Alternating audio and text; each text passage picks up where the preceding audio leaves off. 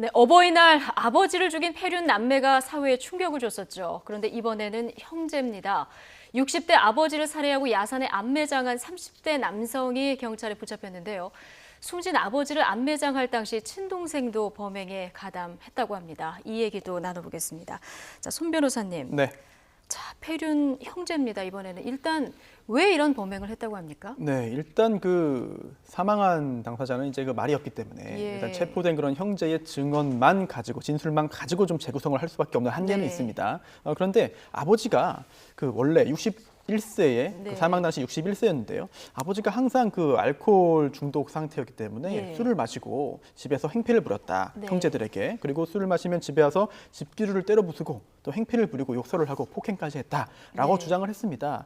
그래서 그날 작년 11월 9일 새벽 0시 30분경인데요. 당시에 지난 겨울에 있었던 그렇습니다. 일이군요. 작년 11월이죠. 예. 그때도 대전에 있는 그 집에서 아버지가 만취해서 행패를 부리면서 집안에 숨겨놓은 술을 달라라고 네. 요구를 해서 더 이상 참지 못한 그 형이 네. 이제 그 큰아들이 이제 아버지에 대해서 살해 행위를 했다라고 네. 하고 있는데요. 또 큰아들의 진술은 또 이렇습니다. 당시에 아버지가 단순히 뭐 술 달라는 요구, 단순한 행패에 그친 것이 아니라 둔기를 가지고 이제 그 큰아들을 때리려고 했다. 그래서 그 둔기를 빼앗아서 내가 아버지를 살해하고 말았다라고 진술을 했습니다. 예, 조금 전에 보면은 이제 현장 검증을 하는 그런 화면이 나왔었는데 화면을 한번 다시 좀 보여주시죠.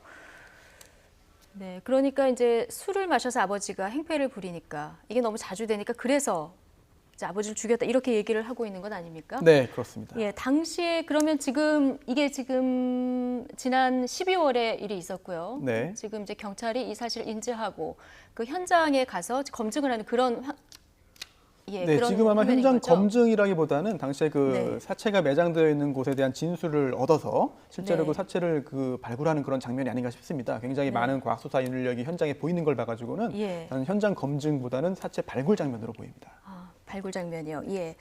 그런데 동생은 당시에 이제 PC방에 있었다고 하는데 네. 이제 동생도 범행에 나중에 가담을 하게 된 거 아닙니까? 그렇습니다. 예. 일단 그 형제의 그 진술을 종합해 보자면은 네. 당시에 그 아버지에 대해서 직접적인 살해 행위를 한 것은 그 큰아들이다, 형이다. 그리고 네. 또 형 31세의 형이었고 당시 29살의 동생은 이제 그 다툼이 생기자 PC방으로 자리를 옮겼고 예. 다 PC방에 있었고 당시에 그 살해 현장에 있지 않았다. 또한 살해 행위는 가담하지 않았고 네. 다만 나중에 그 형이 큰아들이 살해 행위를 한 후에 사체를 결국은 이제 그 안매장하려고 했는데 혼자서는 좀 버겁자 동생에게 같이 하자는 제안을 했고 동생이 이에 응해서 사체 유기 행위는 형제가 같이 했다라고 경찰은 파악하고 있습니다. 그런데 이제 검거됐을 때 네. 이제 형은 아버지를 내가 살해했다 이게 순순히 인정하면서도 동생의 알리바이를 좀 만들어주기도 하고요. 네. 동생에 대해서는 좀 보호하려는 그런 이렇게 발언 얘기들이 있었다면서요. 그렇습니다. 일단 그 살해 행위 자체를 동생이 하진 않았습니다만 네. 사체 유기까지도 좀 막으려고 했던 것 같습니다. 아. 그래서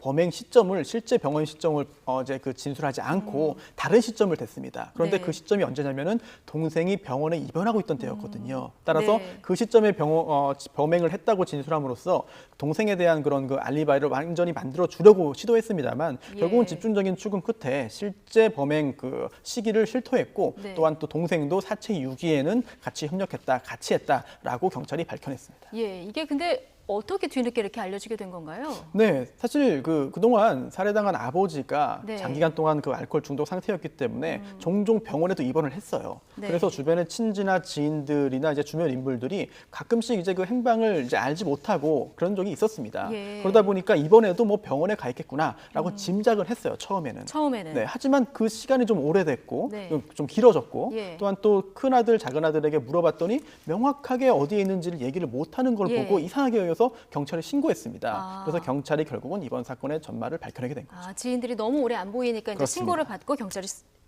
그 수사에 들어간 그런 상황이군요. 그런데 안타깝게도 아버지 알코올 의존적인 그런 폭력이 너무 힘들어서 범행을 했다고 하는데 이 지금 범행을 저지른 30대 아들도 술을 마신 상태에서 범행을 저질렀다면서요. 그렇습니다. 일단 그 두 형제의 진술이 아버지가 예. 음주 후에 그런 폭력적인 습격이 있어서 본인들이 괴로웠다. 그래서 네. 살해로 연결됐다라고 진술했는데 그 진술이 진실되다고 가정한다 하더라도 그 당시에 살해 행위를 할 때 그 형제도 술에 취해 있었다. 또한 또 안매장 과정에서 술에 취해 있었다라고 한다면 결국은 본인들도 술에 의해 가지고 결국 이런 행위를 한 거 아니겠습니까? 이건 그러니까요. 굉장히 안타까운 생각이 들고요. 예. 또한 꼭 이 사건뿐 아니라 이제 네. 음주가 결국은 범행의 원인이 되거나 범행의 어떤 그 두려움을 없애는 데 동원되는 경우가 있습니다. 예. 이런 일이 발생하지 않도록 사회적인 차원에서도 좀 방법을 이제 모색할 때가 되지 않았나 생각이 듭니다. 네, 3살 때 어머니가 돌아가셨다고 해요. 그다음부터 아버지랑 같이 살아왔는데 결국 가정 폭력으로 추정되는 이유로 이런 비극을 맞게 돼서 더 안타깝긴 한데 어찌됐든 용서받을 수 없는 범행인 거는 그렇습니다. 분명한 것 같습니다.